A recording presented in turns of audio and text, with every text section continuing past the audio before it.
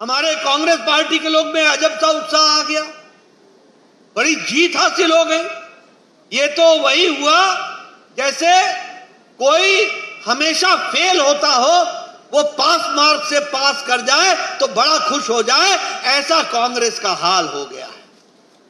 मित्रों, मैं बताना चाहता हूं कि सारी एनडीए जोड़ लो, सारी एनडीए और सारी इंडिया जोड़ लो, इंडिया गठबंधन, इंडिया अलायंस, सारी इंडिया अलायंस, तब भी अकेले भारतीय जनता पार्टी के सांसदों से कम है, कम पड़ते हैं, ये भी हमको याद रखना चाहिए। और ये जो कांग्रेस पार्टी है, ये 2014 के लोकसभा के सदस्यों को जोड़ ले, ये 2019 के लोकसभा के सदस्यों को जोड़ ले, और ये 2024 के भी लोकसभा सदस्यों को जोड़ ले, तीनों को जोड़ लेंगे तब भी भारतीय जनता पार्टी के एमएमपी से कम पड़ते हैं। ये इनका रिकॉर्ड है, ये भी हमको ध्यान में रखना। इसलिए ये जो पार्टियां हैं, इसमें मैं एक बात और बताना चाहूंगा कि 13 राज्यों में कांग्रेस पार्टी जीरो है, जीरो, 13 स्टेट्स में, 13 राज्यों में।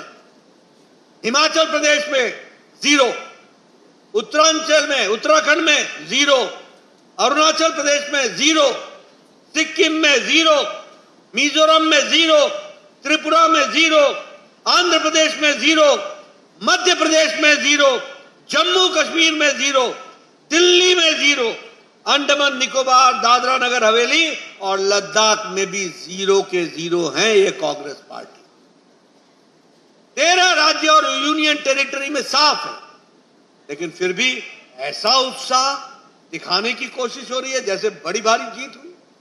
इनको मालूम नहीं है कि भारतीय जनता पार्टी, जैसा मैंने कहा कि इंडिया अलायंस को पूरा जोड़ ले तब भी अकेले भारतीय जनता पार्टी भारी पड़ती है, यह भी हम सबको ध्यान में रखना चाहिए।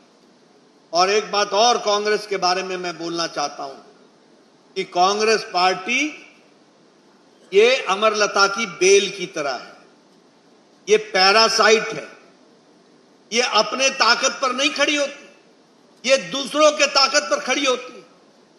आप देखिए, गुजरात, मध्य प्रदेश और छत्तीसगढ़, ये तीनों राज्यों की कुल लोकसभा की सीट है 64, 64। जब कांग्रेस पार्टी बीजेपी से सीधे लड़ती है तो 64 में 62 सीट भारतीय जनता पार्टी जीतती है, कांग्रेस के हाथ 2 सीट लगती है, 2 सीट। इनका स्ट्राइक रेट 25% से भी नीचे है। और ये जीतते कहां हैं? जहां ये परजीवी की तरह दूसरी पार्टियों के बेल की तरह चढ़ करके अपने सीटों को जीतने का काम कर, और जहां रीजनल पार्टी इनका साथ नहीं देती है, वहां ये जीरो हो जाते हैं।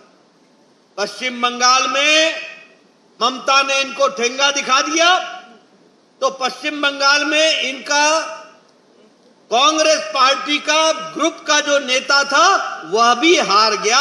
यह परिस्थिति आकर के खड़ी हुई। इसलिए, और ये जिसके साथ जुड़ती है ना कांग्रेस पार्टी, जिसके साथ, ये उसको कमजोर कर देती है, क्योंकि बेल का ये स्वभाव है कि वो ताकत पेड़ से लेती है, तने से लेती है, और ये दूसरी पार्टियों के ऊपर सहारे लेकर के सहयोगी वोटों पर, सहयोगी पार्टियों के वोट पर जिंदा रहती है और उसी का वोट खा जाती है।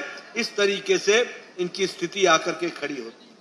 और इसलिए मित्रों, आप सब भी ध्यान में रखिए, ये बैसाखियों पर चलने वाली पार्टी है, ये बैसाखी पर पार्टी है, और सरकार में जब भी आती है तो बाय डिफॉल्ट आती है। इसको भी हमको ध्यान में रखना।